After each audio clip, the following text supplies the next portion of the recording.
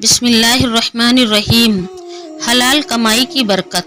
محنت سے کمائی کر کے اپنے بال بچوں کی پرورش کرنا، گھر والوں کو محتاجی سے بچانا اور خود بھی بچنا بہت بڑی عبادت ہی نہیں بلکہ اسلام کے 5 رکنوں کے بعد سب سے بڑی فرض عبادت ہے۔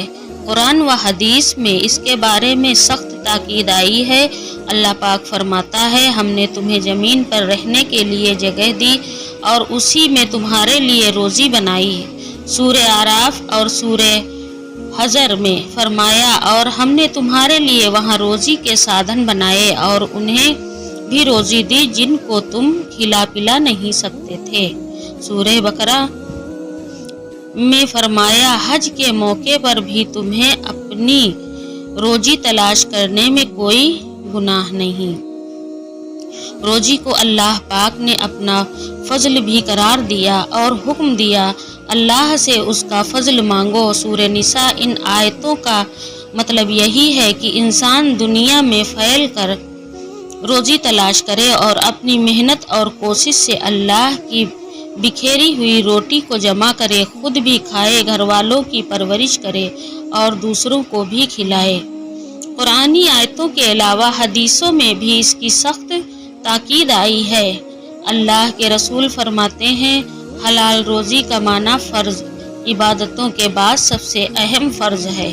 قیامت کے دن جس طرح آدمی سے فرض عبادتوں کے بارے میں پوچھا جائے گا، اسی طرح روزی کے بارے میں بھی حساب لیا جائے گا۔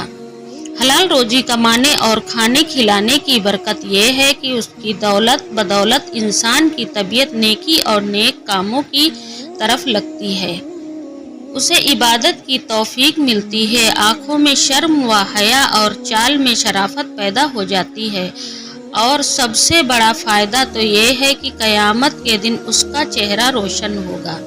حلال روزی کمانے والے اور اس سلسلے میں پیش آنے والی تکلیفوں کو برداشت کرنے والے اللہ سے انعام پائیں گے اور انہیں جنت کا گھر رہنے کو ملے گا، جبکہ حرام روزی کھانے والے بڑے گھاٹے میں رہیں گے۔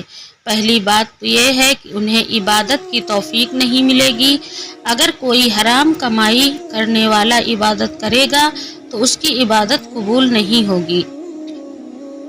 اللہ کے رسول نے فرمایا، اگر کسی نے 10 روپے کا کوئی کپڑا خریدا اور اس میں 1 روپیہ بھی حرام کمائی کا ہوگا تو جب تک وہ کپڑا بدن پر رہے گا، اسے پہن کر نماز پڑھے گا تو نماز قبول نہیں ہوگی۔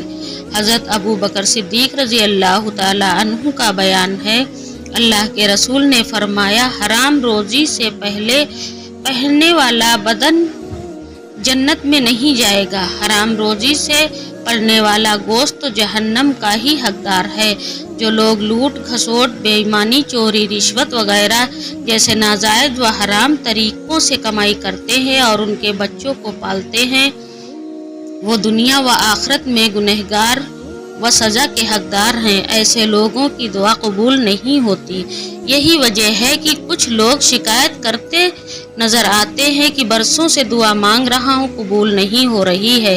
اس کی وجہ یہی ہے کہ پیٹ میں حلال روزی نہیں پہنچ رہی، یا کوئی ایک لقمہ ہی کسی اپنے پرائے کے پیٹ میں چلا گیا، جس کی نحوست سے دعا قبول نہیں ہو رہی ہے۔ خدا کے لیے کھانے پینے کا خاص دھیان رکھیں، حلال روزی کمائیں اور کھائیں، اسی کے گھر کا کھائیں پیئیں جس کی روزی حلال ہونے کا یقین ہو۔ دعوتوں کے شوقین نہ بنے، کہیں جانا پڑے تو سوچ سمجھ کر جائیں کہ فلانا شخص کس کمائی سے دعوت کر رہا ہے، لیکن افسوس آج اس کا خیال تو ہمارے دینی رہنما اور پیر حضرات بھی نہیں کر رہے۔